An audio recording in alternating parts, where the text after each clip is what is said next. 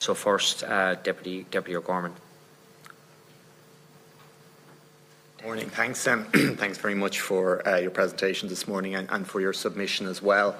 I'm interested just in point of this whole idea of working in silos, and I think that's one of the things that's come across to us in all these hearings, that too many parts of government and the state more widely, the department, the RSA and Garda Síochána,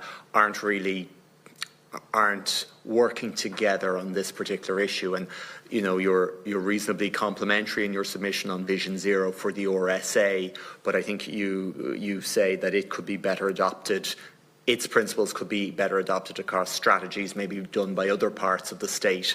I'm just wondering, could you give us any examples there where you feel another part of the state that maybe doesn't see road safety, well, road safety isn't its primary focus, but it's still important to its work, maybe they could be better integrating parts of Vision Zero into their work? Thank you for the question, Deputy. Our first point, I suppose, is about the whole idea of integrating an understanding of the relationship between the built environment, places, safety and community. And I think during the course of our study, where we looked at different cities, different contexts, what we saw is that maybe there's a lot of similarities in terms of how cities are approaching this, policies for sustainable mobility, car reduction, safe and active modes of travel, quality of life. There's a lot of similarities there, but what struck us is that in terms of the visibility of road safety at a city level or a metropolitan level, in terms of data, references to number of fatalities and number of serious injuries, that is quite visible at the city level in these policies which span wider urban governance. So that, I suppose, is kind of the basis for the first kind of suggestion or identification of an opportunity to, I suppose, use the Vision Zero target and goal as a means of communicating that this spans, across the safe systems approach in terms of, safe streets and safe modes of transport. So really that, looking at it at that kind of city and metropolitan scale and integrating the wider kind of quality of life indicators with the road safety statistics has value. Mm-hmm. And perhaps I can expand on that, just maybe through a few sort of examples as well. So, as Jordana said, it's a range of plans and policies that road safety outcomes and objectives can be, I suppose, interlinked with, given the common objectives across a lot of these plans are. So, anything from a metropolitan area transport strategy, such as the Cork Metropolitan Area Transport Strategy, there are clear places where we should expect to see the goal of Vision Zero and the safe systems approach integrated in a very meaningful way. The Dublin Transport Strategy, the Greater Dublin Transport Strategy, the county development plans, town centre first plans. It can actually be integrated across the range of the spatial scales. Of course, it has to be done in a meaningful way, as opposed to just maybe an objective, as long as that objective can lead through the system and actions can be taken upon it. And so a meaningful way, for example, that could happen at a plan level, say such as a Dublin Transport Strategy sort of level, would be the integration of, say, a hotspot analysis. So under the Road Safety Action Plan, there is a network safety analysis objective. And so effectively that's like a hotspot analysis, for want of a better word. And that's a very practical sort of application at a spatial scale of where we can see where the problems lie, and then target investment towards those areas as well. Very good. And one of those examples of, I suppose, urban areas that have taken big steps is Pontevedra in Spain. Could you maybe talk us through a little bit about how they integrated policies to make roads safer with that kind of wider degree of getting that public buy-in, getting that political leadership that I think you spoke about in your presentation. Would you maybe just talk a little bit about what they did and maybe what are the outcomes for people, and particularly for vulnerable road users living in that city? Sure. I suppose the kind of work or the path towards Vision Zero for Pontevedra began back in the 90s, and it was in response really to a city that was in need of urban regeneration. So they adopted kind of the city first approach. They had a kind of a step-by-step approach of reducing car priority within the city centre and then broadening it out. The idea really was to put the pedestrian first, and the message, was that the city really was for people, that there is obviously space for a car and there is a need for people to have access to a car within the city and to park in their buildings, but that this is done kind of in accordance with a specified and kind of quantified need. And I think in terms of the leadership, they've had a mayor who has been kind of in position for a long period of time. So I think also one of the learnings from the study is that, change is difficult and you need this kind of step-by-step approach and kind of commitment to the measures over time. Perhaps I could add to that as well. Is that okay?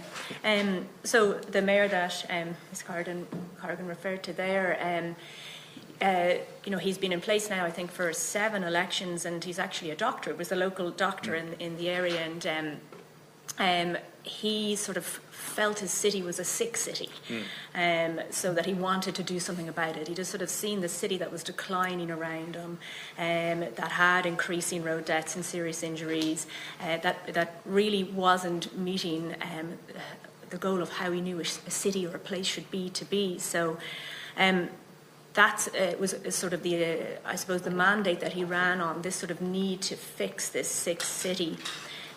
One of the key aspects that this leadership has brought to it is the whole kind of concept of a culture of sort of mutual respect, or in a bad translation from the local Galician, is the strongest must protect the weakest.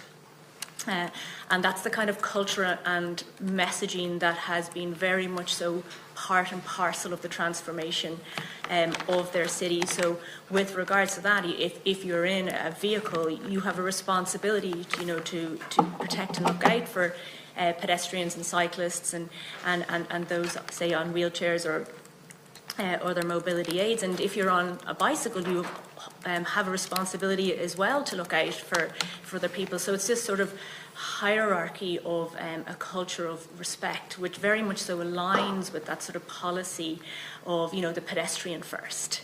Everything we do needs to focus on that whole idea of pedestrian comfort and experience. And in terms then of, I suppose, maybe cities here in Ireland, that debate around the 30 kmph has become, I suppose, controversial in some places. I know when I was on council, certainly estates were dying to have it implemented, and Fingal could only do a certain number every year, and there was real frustration about when the estates didn't get designated. I think maybe when it comes out to slightly larger roads outside of estates, it does become a little bit more controversial.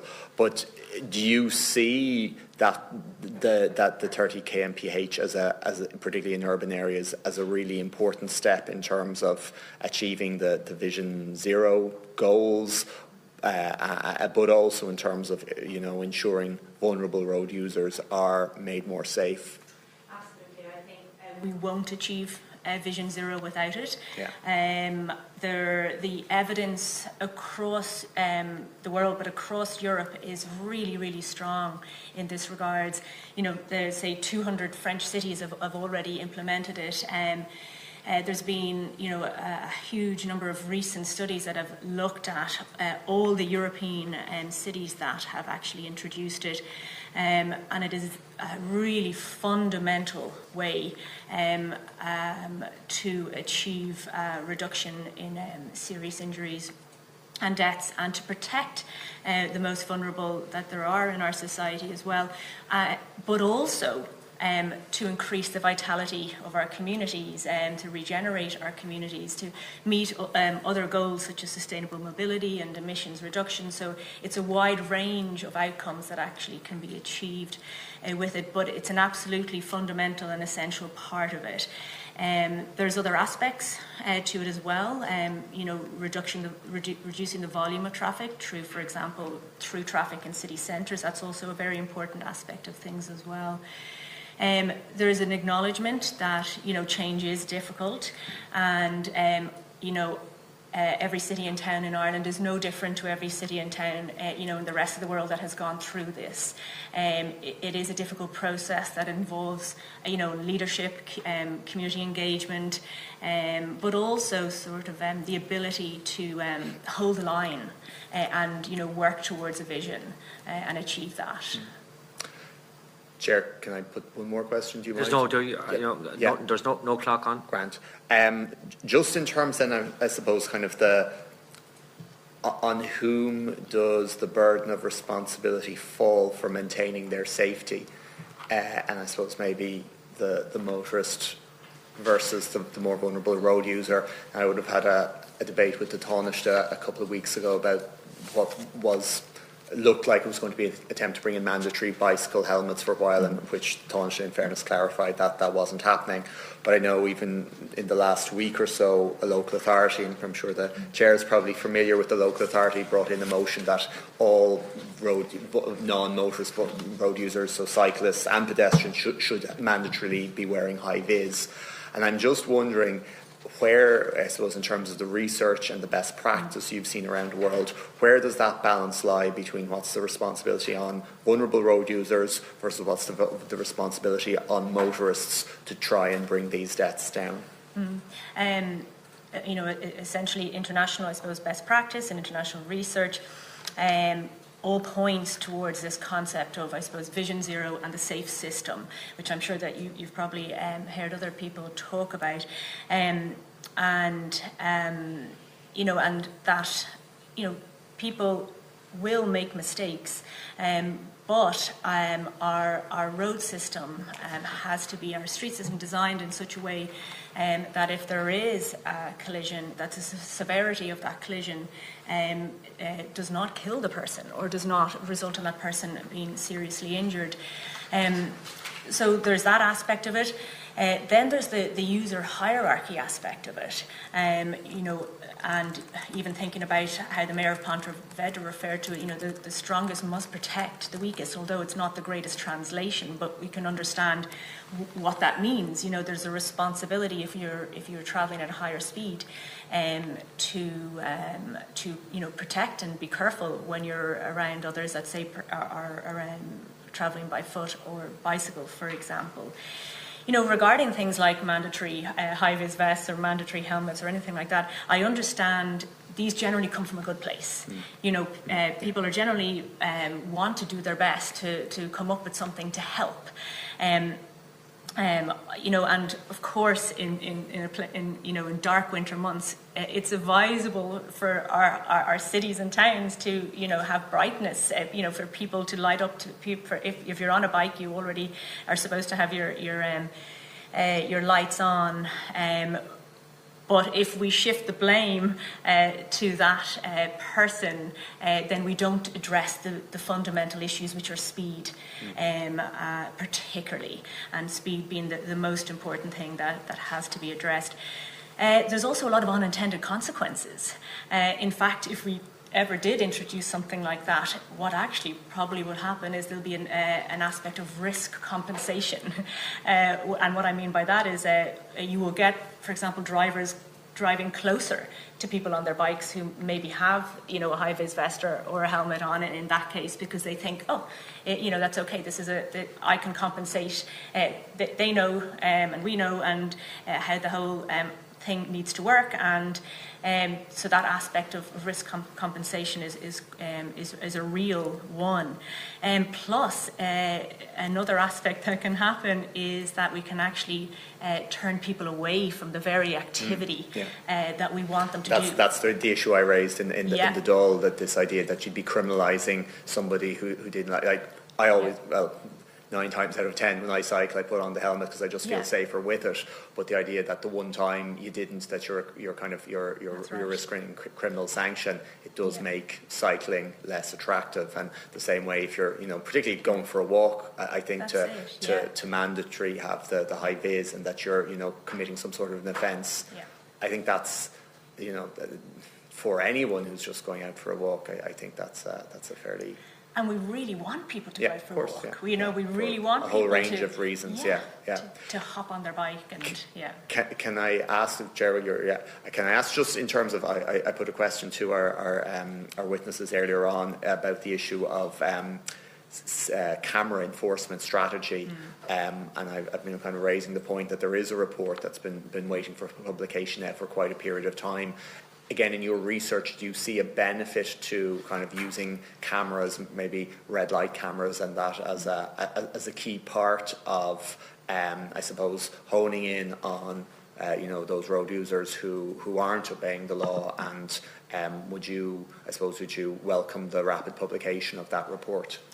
This hasn't been a significant area of the research that we've particularly undertaken, although there were aspects of it. I think to support our policing, I think there needs to be some form of automation, and red light cameras and speed cameras are an essential component of that. So, for example, we looked at Brussels, and that's an important part of their systems. They have introduced a 30 kph zone, they have improved their public transport, they have improved the design of their streets, but they've also added red light cameras. So it's part of the bigger picture of the kind of I suppose the tools that you need in your toolbox to address this. I would absolutely recommend the publication of a report on this, and to recognise its role to supplement our policing in this area.